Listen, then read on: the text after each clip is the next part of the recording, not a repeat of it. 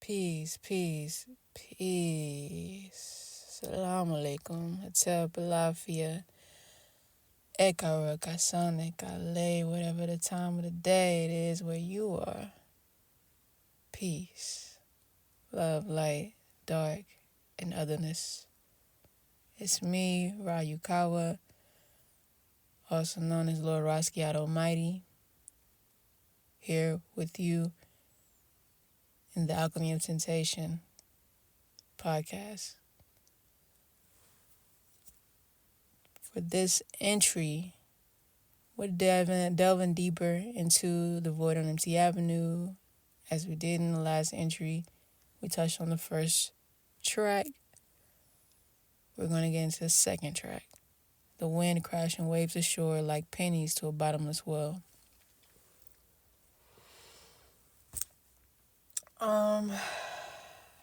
This track is it's a beautiful track. I feel like this is the real void. This track is the real void. You understand? And you can see that when we decipher the title. The void is in the title, right? The wind crashing waves ashore.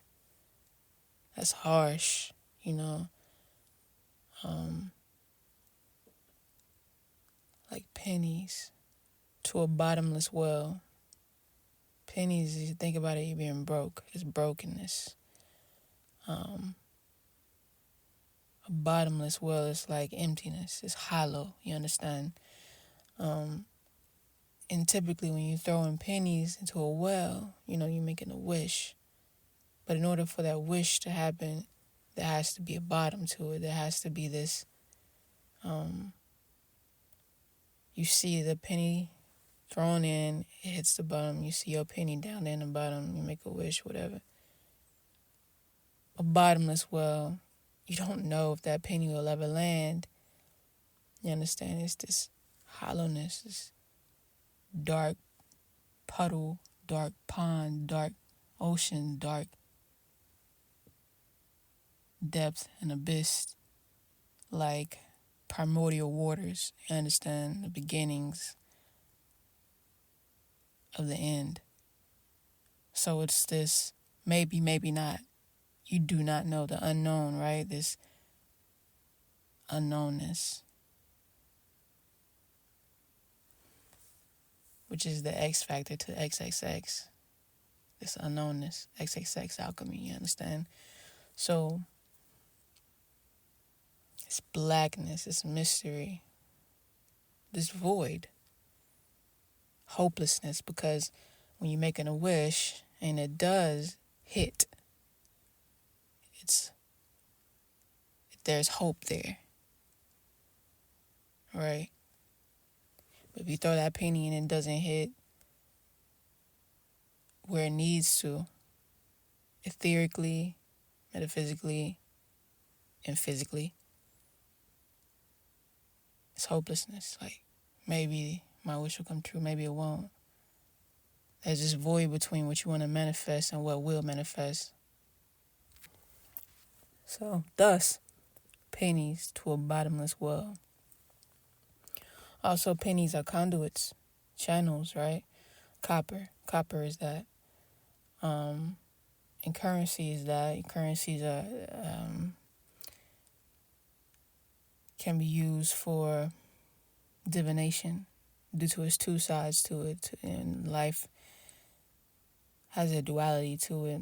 At its most basic level, there's a yes, so there's a no. There's a dark and there's a light. There's a negative, there's a positive. That's what the penny represents. That's what the penny is able to help you uncover when throwing for divination. That's what a leaf is. Helps you uncover when throwing for divination. Leaf, as in leaf from a tree. Yes. Different cultures have different things they use for divination, and typically there's two sides to it. Cowrie shells, two sides to it. Masculine, feminine, whatever. So you're not able to tell any kind of future or divine or see anything when your penny, your conduit, your channel, medium for wisdom, for truth, for understanding, for manifestation isn't hitting, isn't doing its thing, doing what it's supposed to do, It's not lifing. That life ain't lifing, you understand? So it's like, okay, hopelessness, boom. So there's many facets to that, right? Pennies to a bottomless well. And let's go back to the wind crashing waves ashore. That right there, as I said, I think of harshness.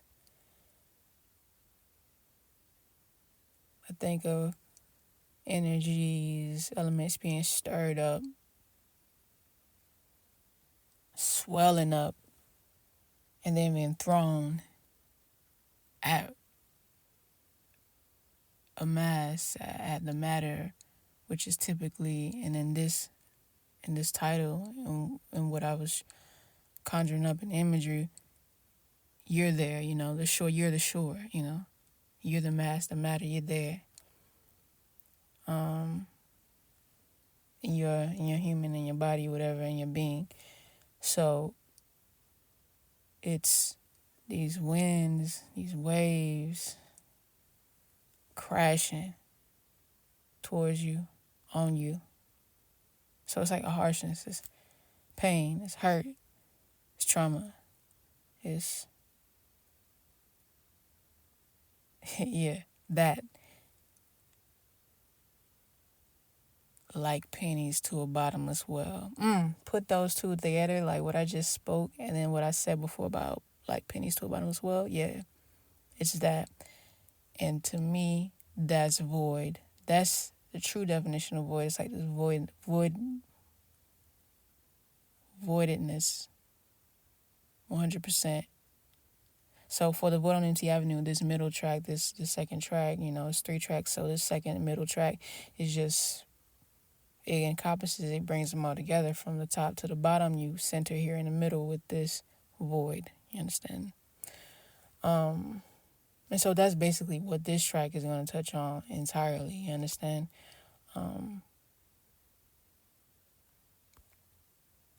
So we start off in the lyrics. No, I can't love no more. I wonder why I'm trying. If it ain't you, I'm holding wonder why I'm lying. Listen to my people tuning in like diamond. Still I've been in my dirt so deeply. I've been mining night and got my white studied up in my life. Need my and my life bodied up. Need my mind studied up and my life prettied up. If you fight for your touch, if I fight, yeah. If I fight, I might not, because I'm hopeless. You know what I'm saying? I'm in this void, right? All of this that I've said in that first part, it's just like,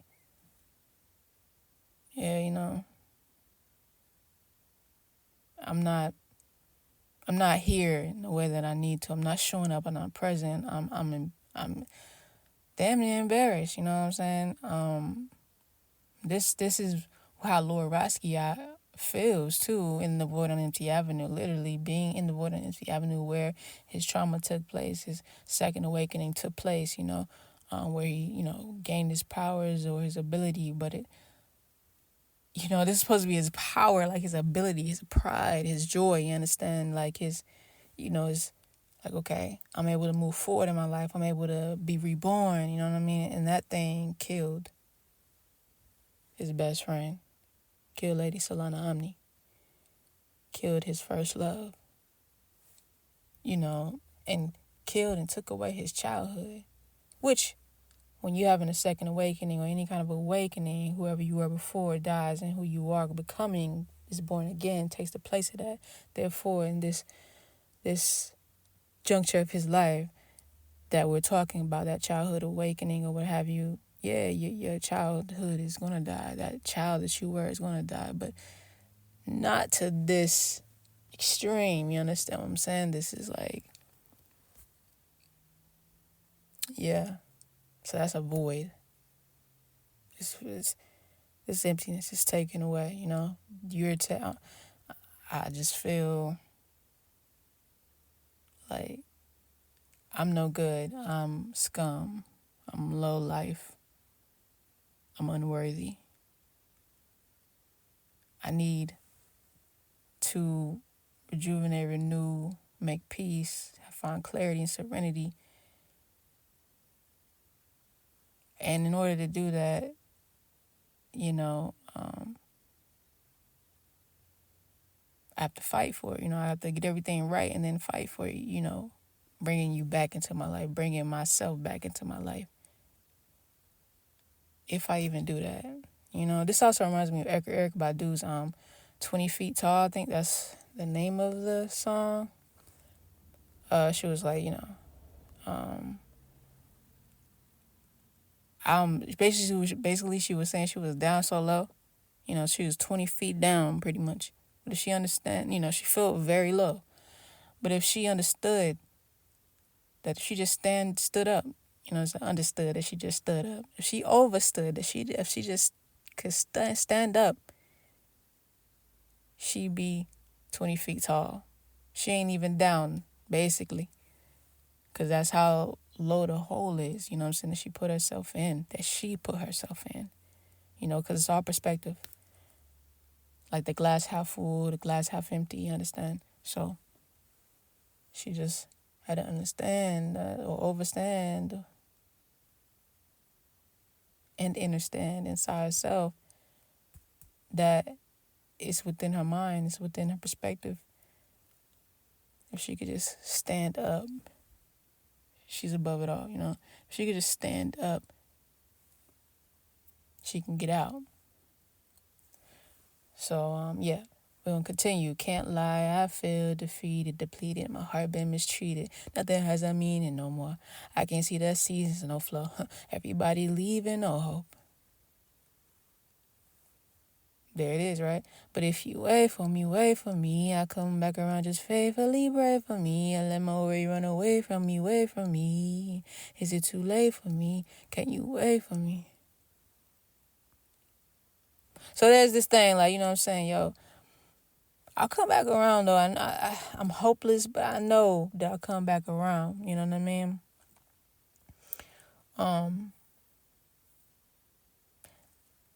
This right here makes me think about, personally, since I'm going to touch on, of course, myself personally, not just Lord Basquiat in the storyline, but myself personally, how this relates to me. This thing makes me think of myself right here because I'm thinking about, like, you know what I'm saying?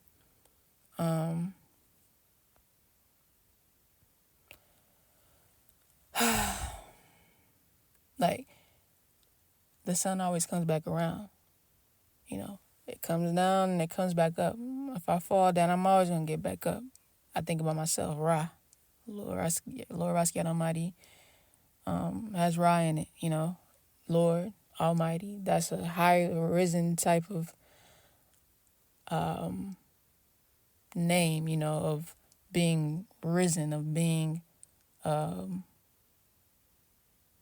godly in a way of, if you know anything about, I'm going to go ahead and bring in my aspects of Ifa. This will be my first instance of really bringing in the aspects of Ifa into this storyline explicitly, right?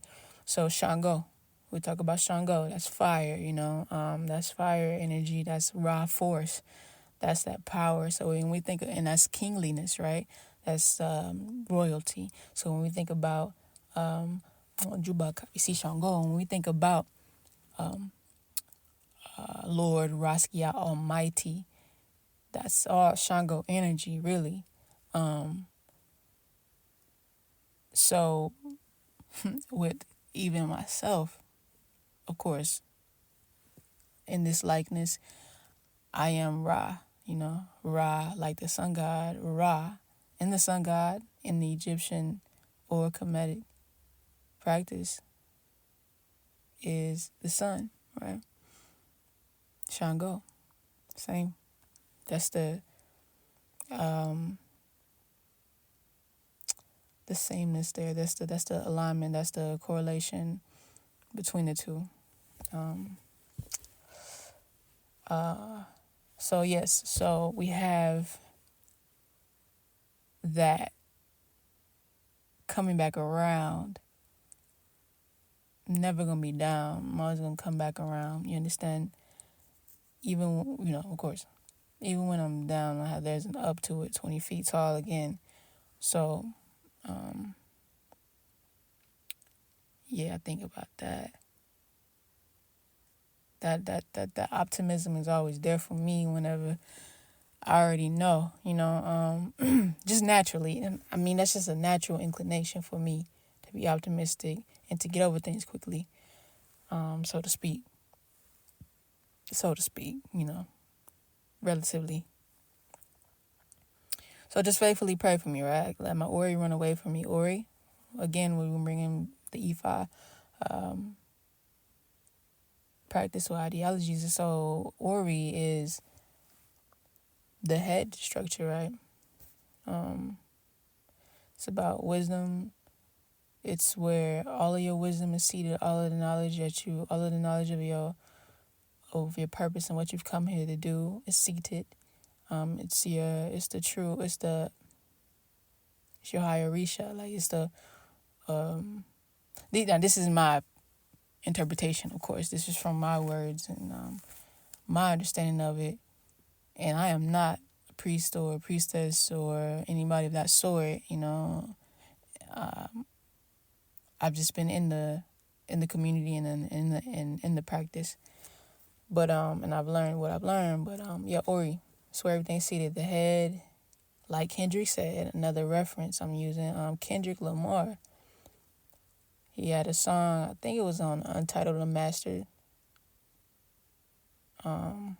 project that he has, Untitled Unmastered. And he said, head is the answer, head is the future. Don't second guess yourself.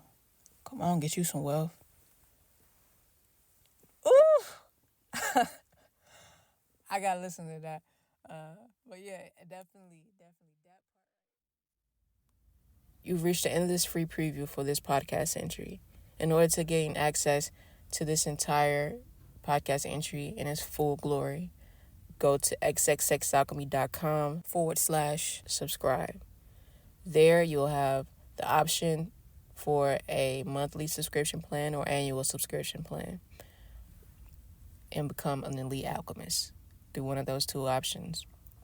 With either one you decide, you'll have you'll gain access, the skeleton key that I like to say, to subscriber only locked posts for written entries, voiceovers for those written entries, videos, and access to the full podcast, all of the other locked only for paid subscribers podcast entries.